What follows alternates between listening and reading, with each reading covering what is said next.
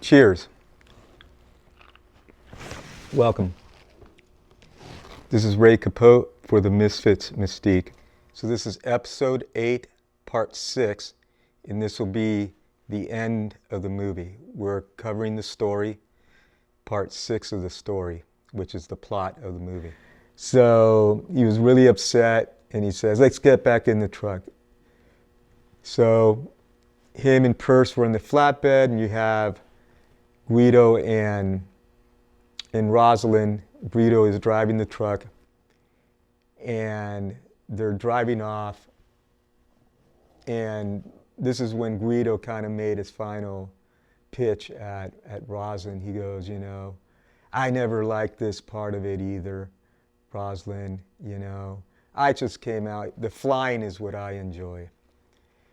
And if just give me a reason. By the way, are you done with Gay? Are you through with him now? And he says, if you give me a reason, I'll release the horses. And then that's when Monroe, take a look at this scene. Let me show you what I am. Give me a reason and I'll stop it. You, a sensitive fellow, so sad for his wife, crying to me about the bombs you dropped him and people you killed. You could blow up the world, and all you would feel is sorry for yourself.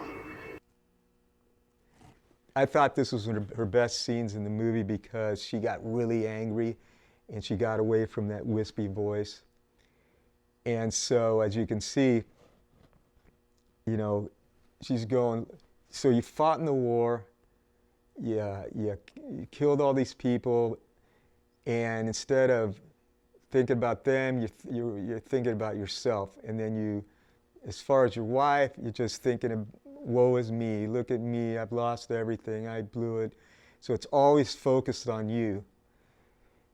And so at that point, she had really bad view of Guido. So they're driving the truck, they're going after the other horses, and Gay and Guido get out of the truck, and they're sitting as the mare, and the little foal is running around next to her. And so they're tying it down, and Perce stays behind with Roslyn. So Gay and Guido are tying the mare down, and as he was tying him, he was saying to Guido, so how much do you think we can get for these horses? And Guido says, well, the mare's about 600 pounds, the stallion about 800, 6 cents a pound, about between between 100 and 120 bucks. Can you imagine? And then later on, Guido says, I'll take 50 for the gas I had to put in the plane and everything else. And then so they're cutting it all up, and then Gay says, okay, I'll take 40 for myself, whatever it was. And then they ask Perce, no, I don't want anything. So Perce is really siding with Roslyn at this point. So they were discussing all this money, so it was really kind of an ugly scene because it's just, there goes all the humanity in these guys. They love this country. Gay said it's God's country out here, and this is what I do to be free. But now these horses, these poor 6, misfits that were just hanging around on the other side of the hills, you're going to take them out of there just for 6, where they just leave them. I side with Roslyn here in Perce, where just leave those alone. They're relics, let them be a little sign of what it used to be out there. So this is where Roslyn, Marilyn Monroe, had her screaming scene, a real intense part of the movie. So watch this. I had to have about 40 for the truck and me.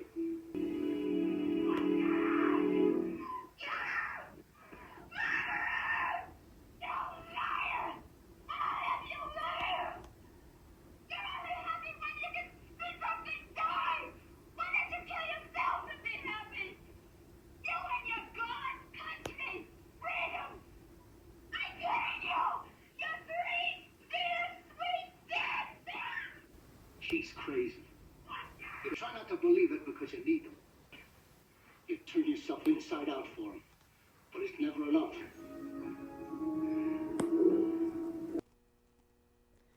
So as you can see, Monroe was really intense. I thought she played that really well. Although in one of my last episodes, when she saw the screening in New York, she thought that she was out of sync, and she was pleased with, the flatbed scene, the kitchen scene, a number of other scenes, but this one she thought it just didn't go well, didn't sink in very well.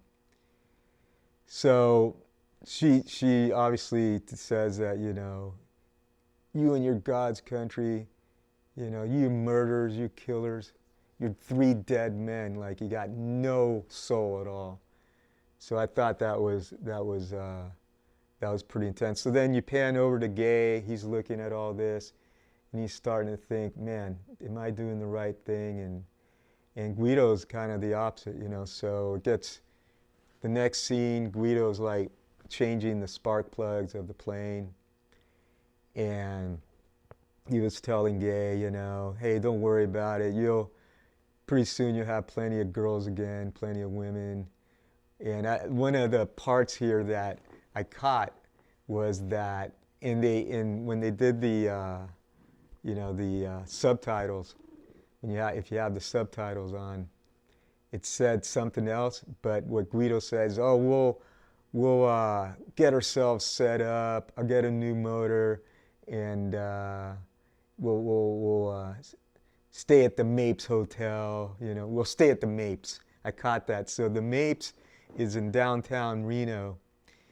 It was unfortunately demolished back in 2000, and that's where all the actors except for Gable stayed, and all the crew and director Houston were staying there. Beautiful, like kind of Art Deco or Nouveau style hotel that was there since 1947, and it's a shame they imploded it.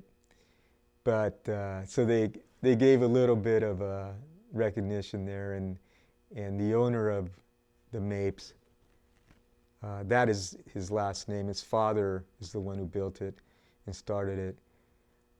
He put them all up during the busy season, so it was nice that they did that for him. I don't know if it was negotiated or what, but anyway, he's talking, well, we can go to Mexico, we can go to Montana. Guido's saying this, there's horses everywhere, Gay.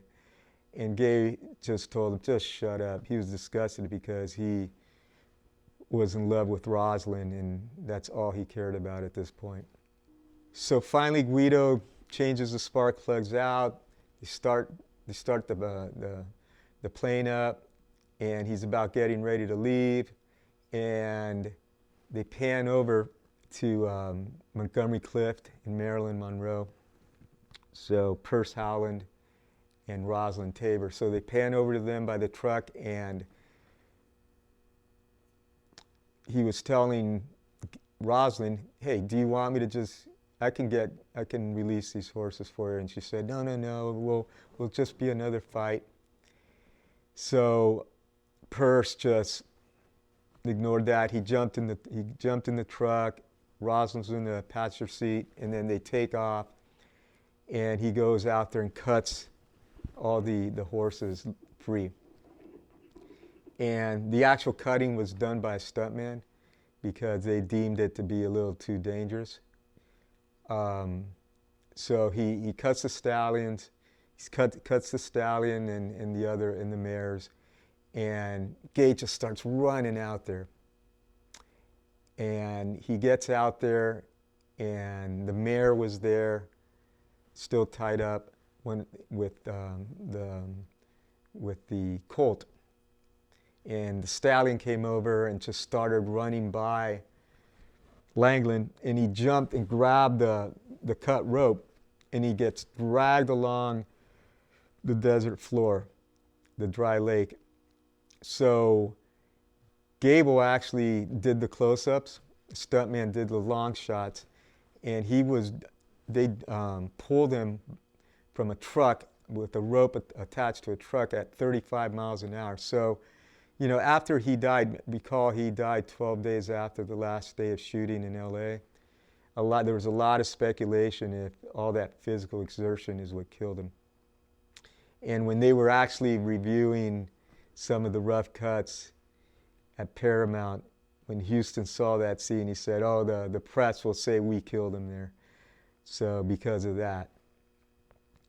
So he finally wrestles the stallion down, brings him down, and Guido comes up to him and says to him, "Wow, you held him, Gay, you held him."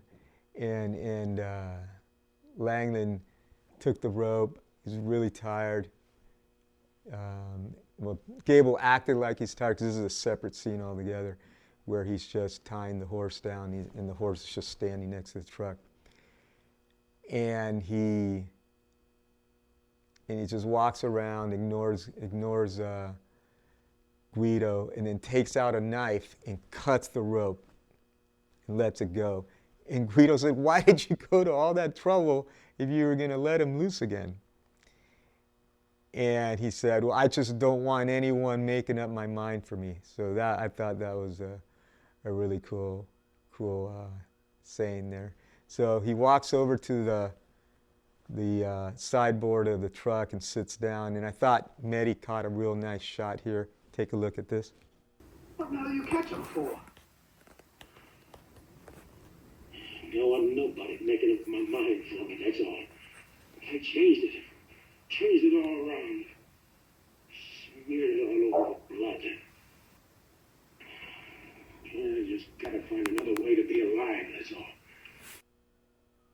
So if you saw that, you got Gable in the foreground with Monroe, Clift, and Eli Wallach in the back. I thought that was a real cool shot. So as you can see, Gable, he's playing Gay Langland. He's saying, I'm just doing what I always have done. Why am I the boogeyman?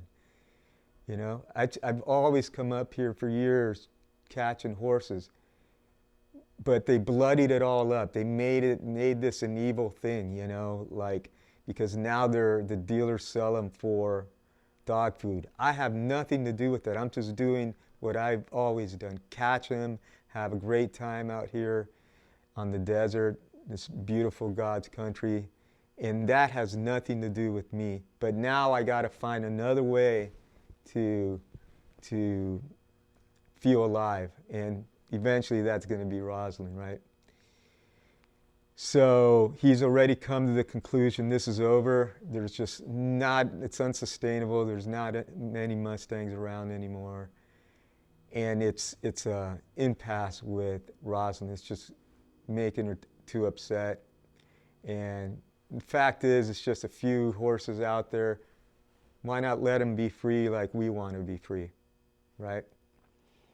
So he gets up, he gets in the truck with Roslyn, and Guido is just really upset because, he's totally betrayed Guido, and he's taking, he's made a decision that,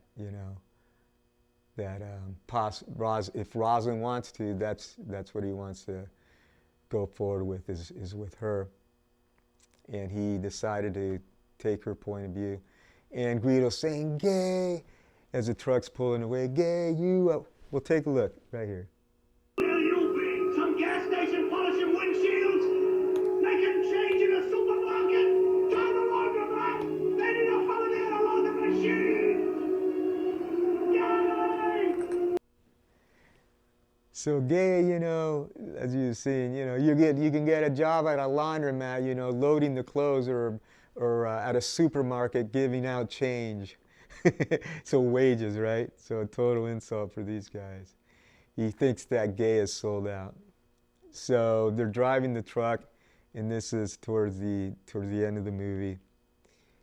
And a lot of this was filmed at Paramount. So you have Gay driving the truck. They stop by the plane. They get Roslyn gets out of the truck and gets Tom Dooley, the dog. He gets in the truck, and then they're driving off. And Roslyn was saying, you know, if we can have a kid that would be brave, you know, and just to go through life, you know, just doing the things that he should, you know. And so she's alluding to starting a family. And she said, before I was scared, because I don't know if I mentioned this, when they left the Odeon bar, the saloon, Gay said, after she won the money from the paddleball game, he said, I'd marry you. I thought it was pretty funny. I mean, they've only met. She just got divorced. It's only like a week, 2 weeks later, and she's already trying to, you know, asking her to marry him, basically. And just a little bit before that, she was saying, you're not my type. So I thought that was pretty funny. But and then also the last scene of the last episode where she was looking up at the sky and Gabe went to sleep, she was waffling. She didn't want to give him a direct answer whether she wanted to have a family and get married with him. So now she says, you know, I was scared before, but not anymore. And, you know, so basically they look forward, and then she asks Gay, so how can you get out of here in the dark? And this is the very last quote that Gable said in a movie, because this was shot at, you know, the inside of the truck bed, and they're looking out towards the sky, and he goes, well, you see that bright star over there? You follow it, and right underneath it is the highway. And that was the end of the movie, and that was the last lines Gable ever said in a film. And he was already feeling bad, like health-wise, and he got dressed. It was a Friday.